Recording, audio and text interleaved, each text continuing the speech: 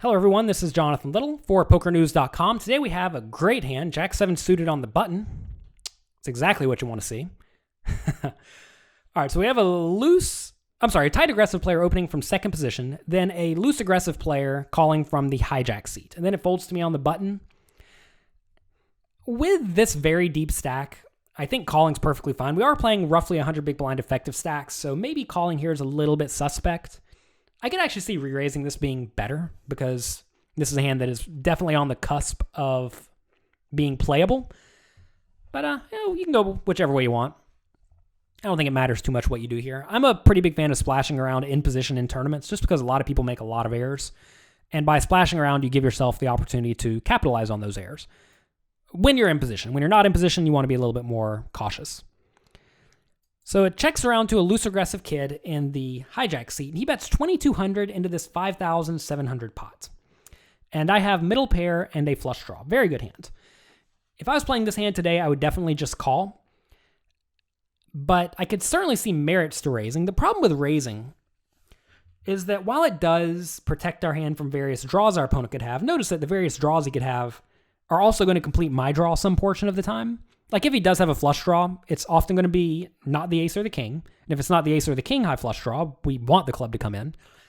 And also, if he has a hand like king 10 and he makes it straight, the flush is going to come in some portion of the time as well, and we're going to win a nice pot at those times.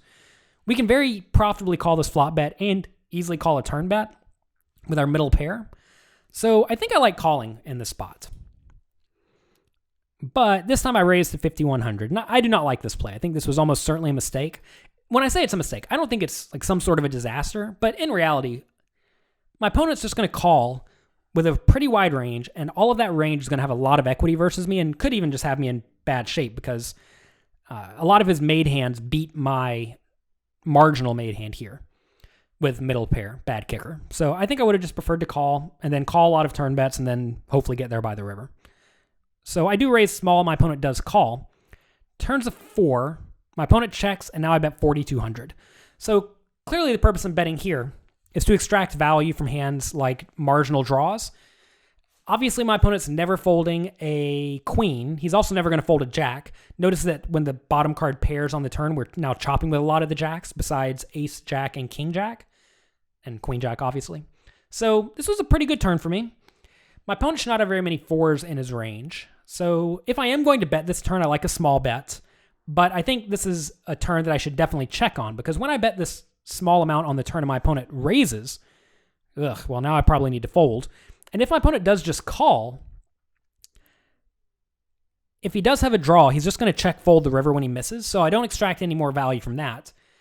And if he has a better hand, well, we're just putting money in behind. So this is a spot where I think I'd much prefer to check behind on the turn and then call if my opponent bets the river. So I'm not liking the way I played this hand at all up until this point. My opponent does call. And on the river, we get a 4 of diamonds. And my opponent bets 1,500. What?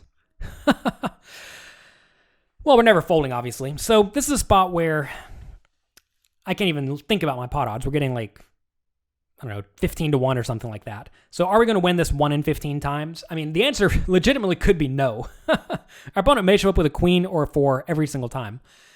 But this is a scenario where I think we just have to call because we're getting fantastic pot odds. There's no merit in raising at all because our opponent's never going to fold a queen and he's never going to fold a 4.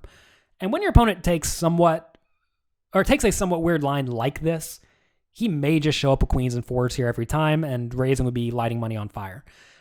Given our opponent's a loose aggressive kid, he may be capable of making this play with a queen or a 4, thinking that he's inducing bluffs from me. If I do have a busted draw, for example, maybe he thinks if I have a hand like king 10 of clubs that I'll always raise the river, which is great for him if he has a queen or a 4 because he can always call. So I'm not going to fall for that. This is a spot where we're just going to call. If I did have king high, if I did have king high, I'd probably call with king high as well.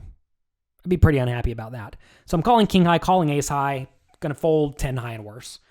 The reason we're calling king high is that if you think about the obvious draws our opponent will bluff, those will be the hands that have no showdown value at all. Will our opponent use this bet sizing with hands like 10 high and 9 high flush draws?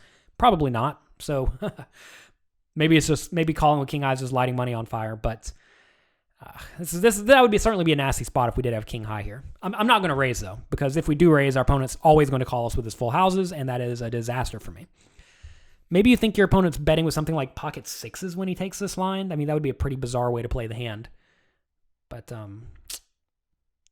I don't know. I'm not counting on my opponent making a weird bet size like this with pocket sixes on the river, and then still be willing to fold if I do decide to raise, because in his mind, I'm probably only raising the river with a queen or a four or a bluff, so that should not be a ton of my range. So pretty interesting hand. I don't like the way I played it. If I did call the flop and call the turn, my opponent probably would have bet big on the river, and if he did bet big on this river, I'm going to be pretty inclined to call with my full house, because if we're folding this, we're folding almost everything. But at the same time, you have to understand that this is not a premium hand by any means when the board does run out like this. So we're just going to call. And he had king queen, so went for very thin value. If he did check the river here, I would have checked behind. I guess I should make that clear. So he got 1,500 chips out of me that he would not have otherwise. But I think this is a particularly bad bet, because when I do have a busted draw, he really wants to let me bluff. And if I do bluff on the river with a busted draw, it's going to be for way more than 1,500. It's going to be something closer to like 12,000 or so. So I definitely do not like the way he led the river. I think that lets me off the hook with my busted draws. So that's going to be it for this video for PokerNews.com. I hope you enjoyed it. Sometimes I don't play hands well, and this is a pretty clear example of one where, well, I don't think I did anything horrible throughout this hand. I mean, raising the flop is probably the second best option. Betting small on the turn is probably the second best option, and, well, calling the river is just obviously right, even though we lost. There's always room to improve, and I have to make sure I'm not losing my mind in these spots. Thank you very much for watching. Hope you enjoyed it. If you did, let me know on Twitter at Jonathan Little. And be sure to check back next week on PokerNews.com for another educational poker hand. Thanks for watching.